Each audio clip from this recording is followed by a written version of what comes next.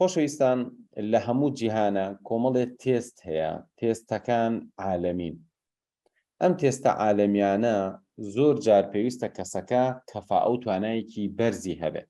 بۆ نمونە GRE هەیە، IELTS هەیە، TOEFL هەیە، بۆ نمونە SAT هەیە، GMAT هەیە. زۆر تێستی عالەمی هەن کە ئەم تێستانە خەڵکانێک بەشداری تیا ئەکەن، دوایی پارە ئەیەن، بەشدارە بن، شەهادە وەرەگرن و ئەو شەهادانە ئەو دەرەجانە بۆ کۆمەڵێک کۆلێژ و زانکۆ و خوێندنی تایبەت و تەنانەت بۆ ئیشکردن و بۆ زۆر دەورە بینن. خەڵک لە ئەمریکا بە تایبەتی پێشوەختە ئەوێ کەفائی خۆی بەرز کاتەوە بۆ ئەو تێستانە. جاری وە هەیە ئەڵێ بەخوا من لەوەچە لە ئایندا پێویستم بە فڵان تێست هەبێ. جا باشترین بەڕێزان، باشترین شتێک کە کەسێک هێشتا ئەم ساڵ پۆلی دێ یا پۆلی 11 بیکات بۆ پۆلی 12 باش بێ، ئەوەیە کە ئیش لەسەر ئەم دووسێ بابەتە بکەن. یەکەم، هەوڵ بە ئینگلیزیەکەی بەرێتە ئاستێکی بەرزەوە. ئیتر بەزانینی سپێڵێکە، بەزانینی مۆزوعێکی گرامەرە، بۆ نمونە خوێندنەوەی چیرۆکێکە، بەشداریکردنە لە کۆرسێ، لە پرۆگرامێ، هەر چۆنێکت کردووە تۆ پێشەوەی بچیتە پۆلی 12 بە ئینگلیزی بزانی. ئەمەیە. دوو، زمانی عەرەبی. ئەویش خوێندنەوەیە، گوێگرتنە لە بەرکردنی کەلیمەیەکە، خوێندنی نەحوە، خوێندنی سەرفە، خوێندنی بەلاغەیە، خوێندنی مەسەلەن تێگەشتنە لە قورئان و ئەمانە هەمووی واد لێ ئەکا کە سبەی عەرەبی بۆ تۆ ببێ بەشتێکی ئاسان. واتە تۆ مەچۆ شتەکانی عەرەبی پۆلی 12 بخوێنە، عەرەبی فێر بە. ئینگلیزیەکانی پۆلی 12 مەخوێنە، ئینگلیزی فێر بە. کە چوویتە پۆلی 12 تاقەتی مەنهەجەکەتە بێ. بەس ئەگەر تۆ ئێستا بچی هەموو مەنهەجەکەش لە بەرکەی کە بچیتە پۆلی 12 کە تۆ ئینگلیزی و عەرەبیت نەزانی، مەنهەجەکە بۆ تۆ دووبارەیە، بێزارە بیلی و هێشتا کەفاءەشت باش نییە، واتە تۆ هەرگیز ناگەیتەوەی دەرەجێکی زۆر باش بەدەستبێنی تیانە. کەواتە ئەمە ئینگلیزی و عەرەبی. شتێکی کەش کە بەداخەوە ئازیزان، من ئەگەر تەماشایەکی ڕابردووی خۆم بکەم و پەشیمان بم لە ڕابردووی خۆم لە شتێ پەشیمان بم، لەوە پەشیمانە بم کە بۆچی ماوەیەک بە جددی هەوڵم نەیەوە مطالعەی بیرکاری بکەم. یعنی ئەگەر من تەماشای ڕابردووی خۆم بکەم، مطالعەم لە بواری فکرا کردووە، مطالعەم لە بواری علمی کردووە، مطالعەم لە بواری سایکۆلۆجی، ئاین، مێژوو و زۆرێک لە زمان، مەسەلەن هەوڵم ماوە ساڵانی ڕابردوو فێری عەرەبی ببم، فێری ئینگلیزی ببم، فێری تەنانەت فەڕەنسی ببم، تورکی، بەلایانی کەمەوە فێر بووم، بخوێنمەوە، بنووسم، شتێ تێبگەم. بەڵام شتێکە من ئەمتوانی و نەم کرد بیرکاری بوو. هۆکاری ئەمە چیە بەڕێزان؟ هۆکارەکە ئەوە بوو، ئێستا کە من ئەمە بە تۆ ئەڵێم، کەس نەبوو ئەمە بە من بڵێ. کەس نەبوو بە من بڵێ کە بناغەی عیلم، بناغەی بەکارهێنانی مێشت بیرکاریە. کەس نەبوو بە من بڵێ ئەگەرە تێ عەقڵە باشکەی، توانات باشکەی، ئەگەرە تەوێ سبەی بڕۆی ماستەر و دکتۆرا بخوێنی، لە زۆرێ لە بوارەکانە هەوڵ بە بیرکاریکی قوڵ بزانە. بۆ نمونە بیرکاریکی قوڵ لە چیا گرنگە بیزانی؟ لە فیزیا، لە کیمیا، لە هەندەسە، لە ژمێریاری، لە بانک، لە ئەکاونتین، لە بزنس، لە خودی بیرکاری خۆی و بابەت ئەو هەموو بەشانەی هەندەسە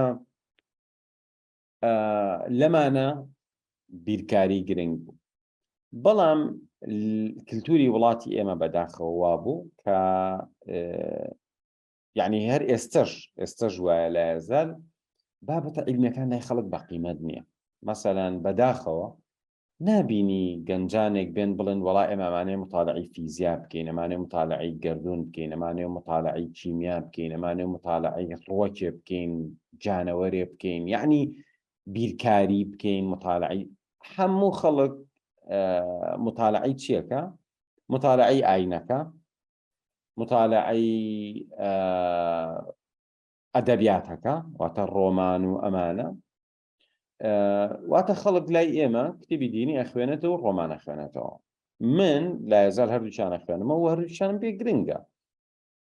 لەبەرەوە ئەو بە داواتان لێ یەکەم دڵنیا بن ئەگەر بە نیەتێکی چاک هەوڵ بی بۆ عیلم، بێخەم بە لەوەی کە بەخێر بۆتە نووسرێ و ئیشێکی گەورەکەیت.